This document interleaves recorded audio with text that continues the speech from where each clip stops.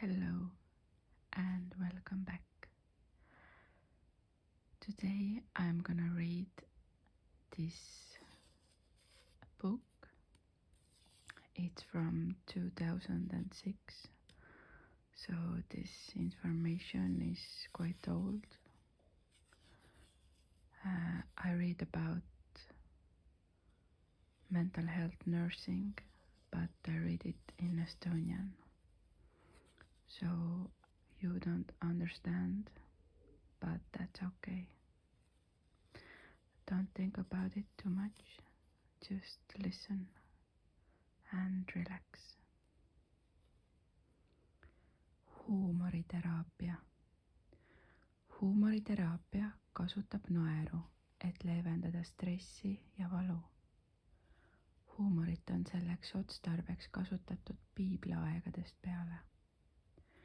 Tänapäevane huumoriteraapia kasutamine sai alguse 1930. aastatel, mil haiglatesse toodi klounid, et tõsta laste halvetusega haiglasse sattunud laste tuju.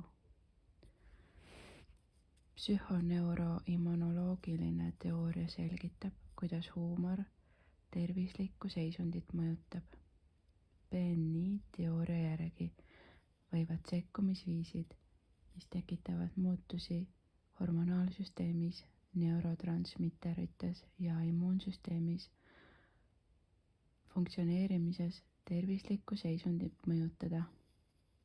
Kuigi häiritud reaalsustajuga inimesed võivad huumorit valesti tõlgendada, võib huumor teiste jaoks osutuda kasulikuks sekkumisviisiks. Kujutluspildid. Kujutlusvõime on suhtlemisviis keha, vaimu ja hinge vahel, mis teeb kujutluse abil info viiele meelele kättesaadavaks.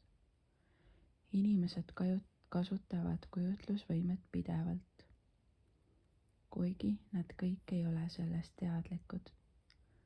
Kujutluspildid mõjutavad füsioloogiat, neuropeptiidide, hormoonide ja endorfiinide kaudu, vaigistades valu, lõõgastades, leevendades stressi ja tõstes tuju.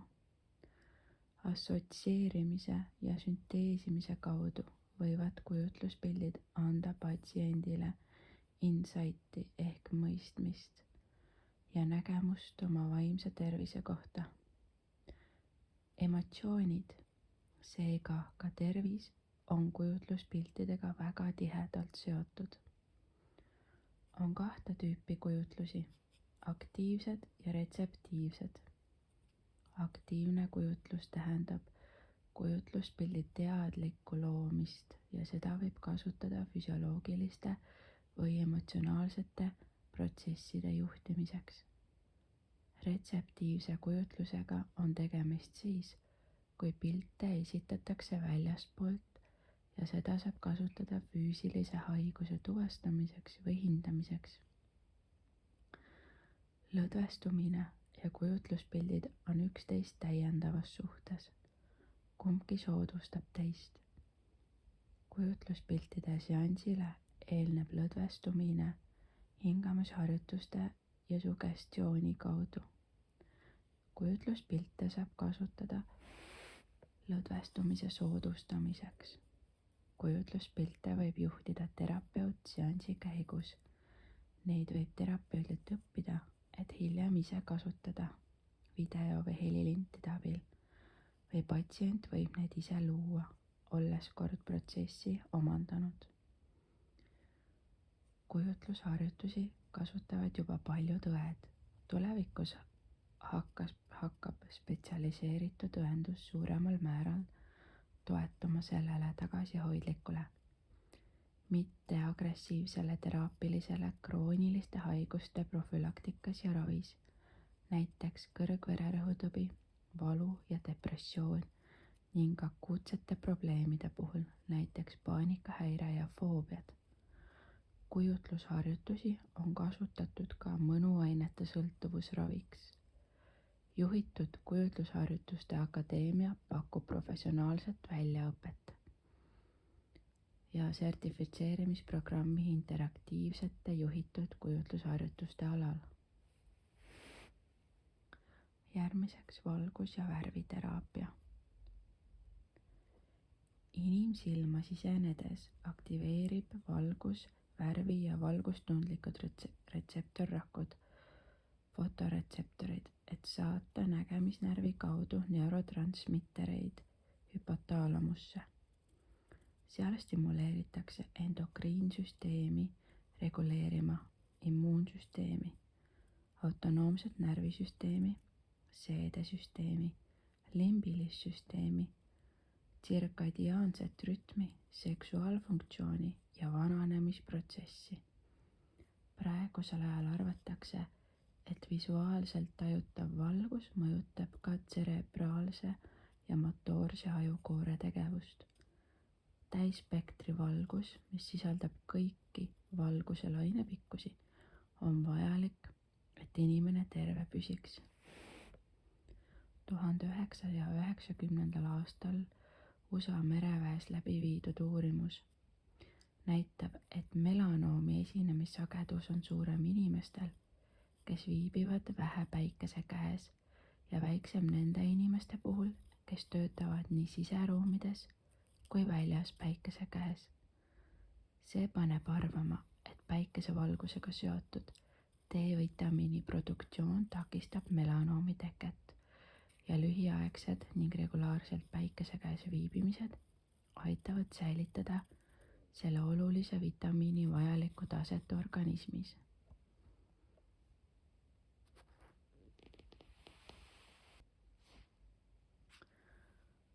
Rahustava toimega melatoniini produtseerib organism ainult pimedas.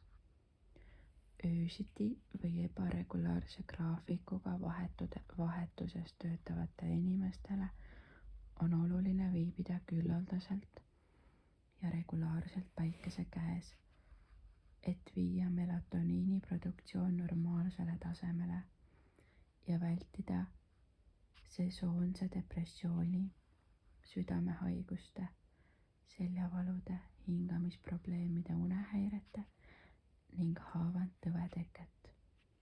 Tänapäeval on kättesaadav mitut liiki valgusravi, nagu erevalgus, külm laservalgus, värviline valgus, täisspektri valgus, süntooniline optomeetria, ultraviolettvalgus ja kogu aju valgusteraapia.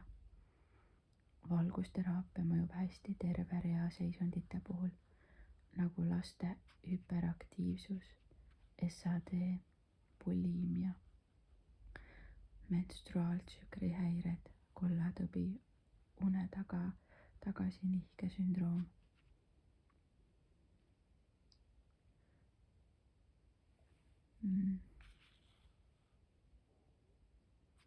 Kaotasin oma järje ära.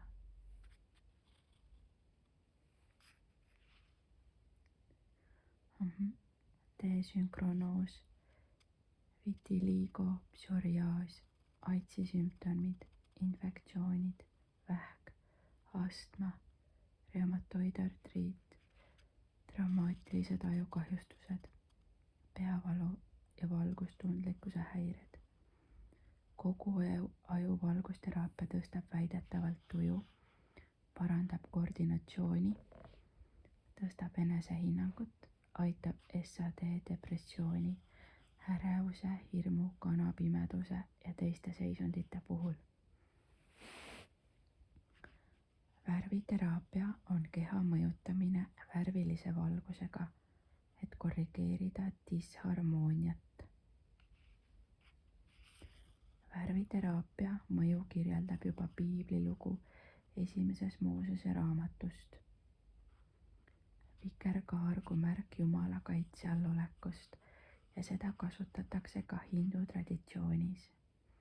Igaüht 7 tšakrast ehk energiakeskusest seostatakse ühe vikerkaare värviga.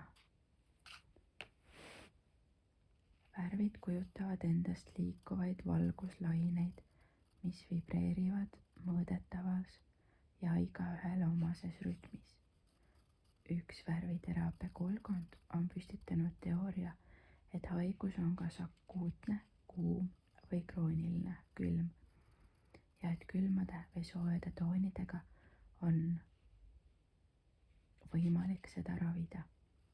Soojad värvid on helepunane, punane, oranž, kollane ja sidrunkollane. Külmad värvid on lilla, violettne, indigosinine ja türkiissinine. Valgus- ega värviteraapia alal sertifitseerimisprotseduuri ei ole. Massaaž. Massaaž on kõige vanem teadaolev tervendamiskunst. Massaaži kasutati Aasias juba vähemalt 3000 aastat enne Kristust. Hiinas loeti seda üheks neljast klassikalisest raviviisist koos akupunktuuri, soojusenergia ja ravimtaimedega. Idamaades on massaaž jäänud perekonnaelu lahutamatuks osaks ja seda õpetatakse lastele umbes samamoodi, nagu Ameerikas õpetatakse lapsi hambaid pesema. Massaaži mõju on füsioloogiline, mehaaniline, psühholoogiline ja refleksiivne. Massaaž on unikaalne suhtlemise ja hoolimise viis. See on ühtlasi ka teadus. Kehakudede süstemaatiline manipuleerimine annab efekti närvide, lihaste, vereringe, seedimise ja ainevahetuse seisukohast. Ameerika massaažiteraapia assotsiatsioon annab infot sertifitseerimise kohta. Meditatsioon. Meditatsioon on tuhandeid aastaid vana komplementaarne teraapia, mida on kerge kasutada, mis võib toimuda millises tahes keskkonnas ja on kättesaadav igaühele. Meditatsiooni 2 peamist liiki, tähelepanule ja kontsentratsioonile suunatud meditatsioon, hõlmavad pea kõiki paljudest erinevatest meditatsiooniviisidest. Tähelepanule suunatud meditatsioon on protsess, mis meenutab maailma vaatamist läbi kaamera lainurkobjektiivi. Lõõgastunud seisundis patsient jääb teadlikuks kõigist tajudest, mida ta vaim vastu võtab, sidumata ennast nendega või laskmata neil ennast kaasa kiskuda, vaid lihtsalt märgates neid ja lastes neil mööduda. Näiteks sellisest meditatsioonitüübist on jalutades mediteerimine. See toimub avasilmi, pöörates iga sammu juures tähelepanu sellele, kuidas jalg maad puudutab. Siin keskendutakse kogu kehaistingute tunnetamisele hingates ja jalutades.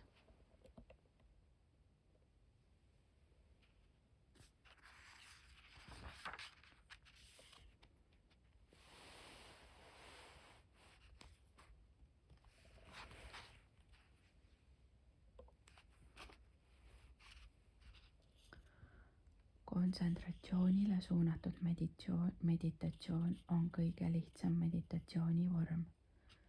Selle eesmärgiks on vaimu rahustamine, keskendudes helile, pildile või oma hingamisele, saavutades ikka sügavama lõõgastusseisundi ja lõpuks lastes tekkinud selgusel ning teadlikkusel teadvusesse tõusta. Nende mõlemate meditatsiooniviiside puhul hakkab aju produtseerima rohkem alfa-laineid. Meditatsiooniseisundis langevad kortisoolitase, südamelöögisagedus ja vererõhk normaalsele tasemele. Üldine ainevahetuse kiirus langeb ja mediteerija jõuab hüpometaboolsesse seisundisse, mis soodustab tervenemist ja loovust. Meditatsioon teeb head nii kehale, vaimule kui hingele. Ärevuse, valu, vererõhk ja kroonilised haigused viiakse kontrolli alla. Tuju tõuseb. Psühholoogilised reaktsioonid stressile taanduvad. Inimene muutub reipamaks ja loovamaks ning kauaaegsed mediteerijad väidavad, et neil tekkis huvi spirituaalsuse vastu. õdespetsialistid õpivad meditatsiooni patsientidele soovitama ja õpetama. Meditatsioonialast sertifitseerimisprotseduuri ei ole. Muusika. Muusika võib edendada muutuste toimumist ja tõsta elukvaliteeti. See on tervendav kunst, mis põhineb helidel, nende vahelisel intervallidel ja harmooniatel, mis saavad tähenduse rütmi, valjuse ja sõna kaudu. Muusikat saab kasutada koordinatsiooni, kontsentratsioonivõime, peenmotoorika ja suhtlemisoskuse parandamiseks ning enesehinnangu tõstmiseks, eluks vajalike baasoskuste arendamiseks ja elukvaliteedi tõstmiseks. Muusikat kasutatakse sageli ärevuse ja stressi vähendamiseks ning depressiooni profülaktikaks abil. Muusikat kasutatakse ka lõdvestumist soodustavate lindistuste taustaks.